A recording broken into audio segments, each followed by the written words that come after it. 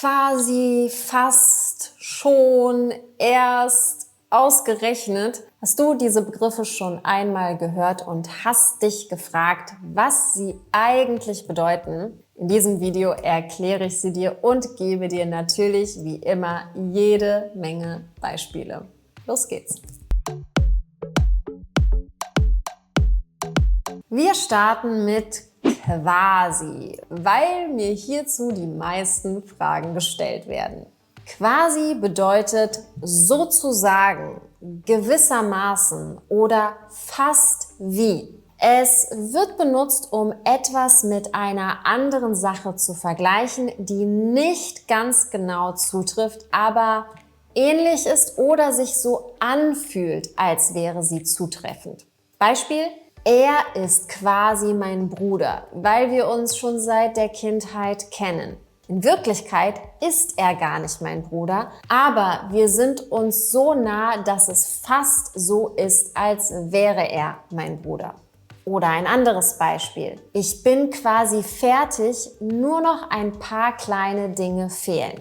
Anders ausgedrückt: Ich bin fast fertig, aber noch ein paar kleine Dinge fehlen. Oder ein anderes Beispiel: Sie korrigiert quasi den ganzen Tag Hausaufgaben. Natürlich korrigiert sie nicht 24 Stunden am Tag Hausaufgaben, aber sie korrigiert so viel, dass es sich anfühlt, als wäre es der ganze Tag. Also quasi. Weiter geht es mit zumal. Zumal bedeutet besonders weil oder vor allem weil oder auch insbesondere. Es wird verwendet, um eine Aussage zu verstärken. Beispiel: Ich komme nicht zur Veranstaltung, zumal ich nicht einmal eine Einladung bekommen habe. Ich komme nicht mit, insbesondere weil ich keine Einladung bekommen habe. Ein anderes Beispiel: Ich kann die Prüfung nicht ablegen, zumal ich mit Fieber im Bett liege. Bedeutet, ich kann den Test nicht schreiben, vor allem, weil ich mit Fieber im Bett liege und nicht in der Lage bin, den Test zu schreiben. Zumal verwenden wir jedoch recht selten in der Alltagssprache. Du wirst es daher vorwiegend in der geschriebenen Sprache, also in Texten finden oder in der offiziellen Sprache hören. In der Alltagssprache verwenden wir lieber besonders weil. Der nächste Begriff ist fast. Oft werde ich gefragt, was ist der Unterschied zwischen fast, erst und schon? Schon und erst werde ich direkt nach diesem Begriff erklären. Aber hier beginnen wir erst einmal mit fast.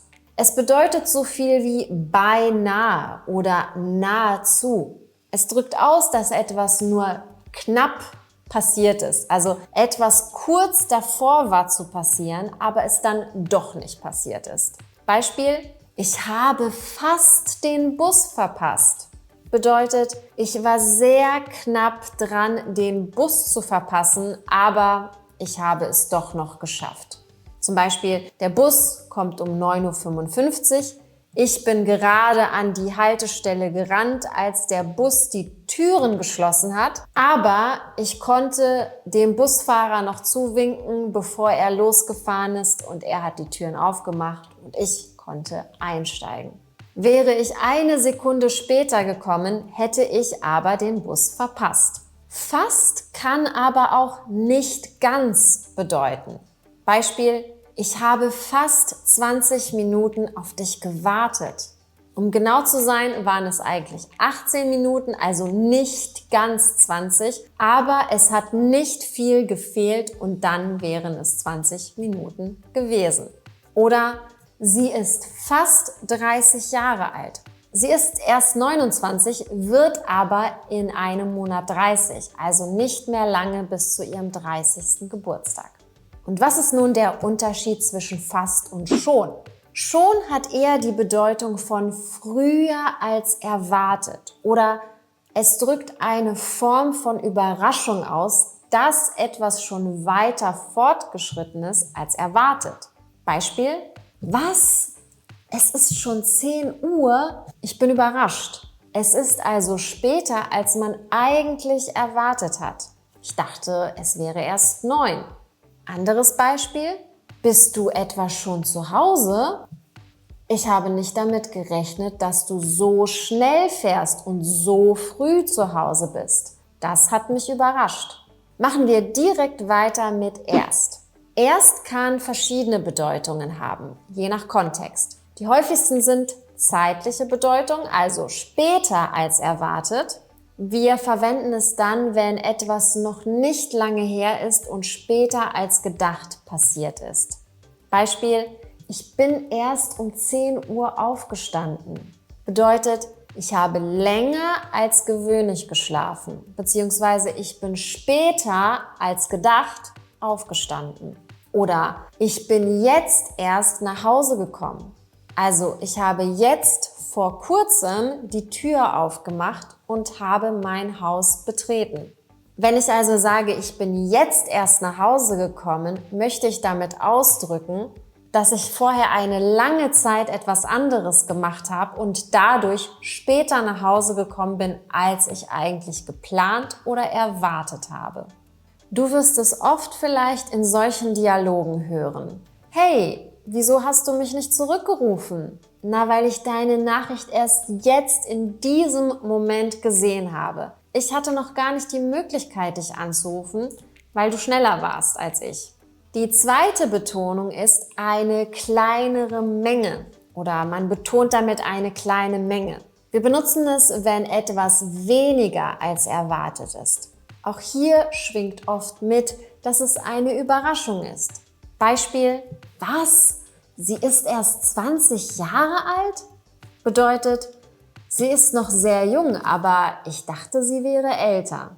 Oder: Was? Er hat erst letztes Jahr sein Studium beendet?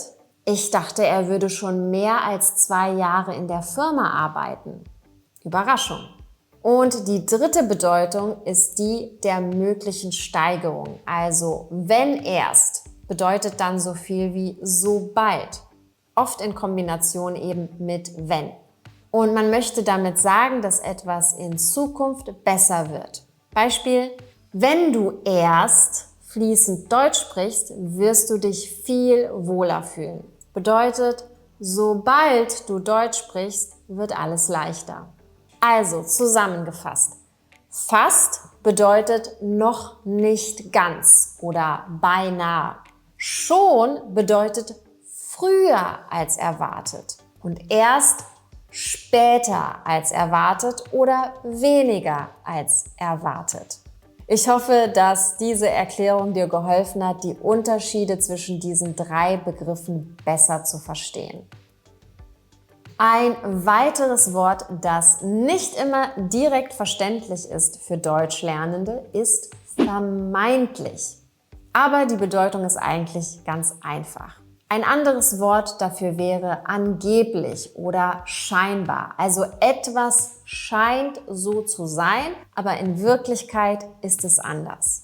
Beispiel: Der vermeintliche Gewinner wurde später disqualifiziert.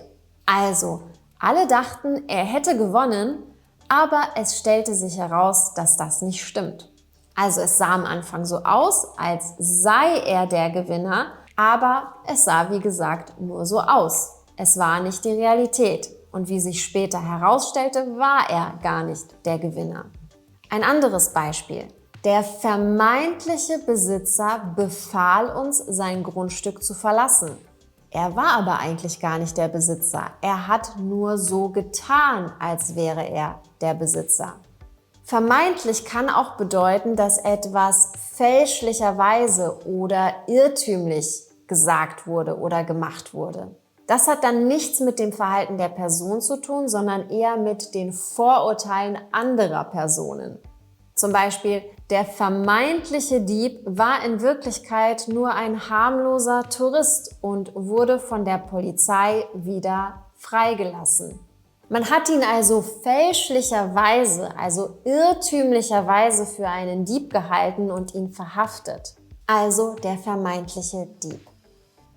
Weiter geht es mit ausgerechnet. In diesem Fall hat es nichts mit Mathematik zu tun. Man kann zwar auch eine Aufgabe ausrechnen, aber wir verwenden es auch als Partikel, mit der Absicht, eine Überraschung oder Veränderung oder Verwunderung auszudrücken. Man kann es übersetzen mit „Warum muss das jetzt passieren?"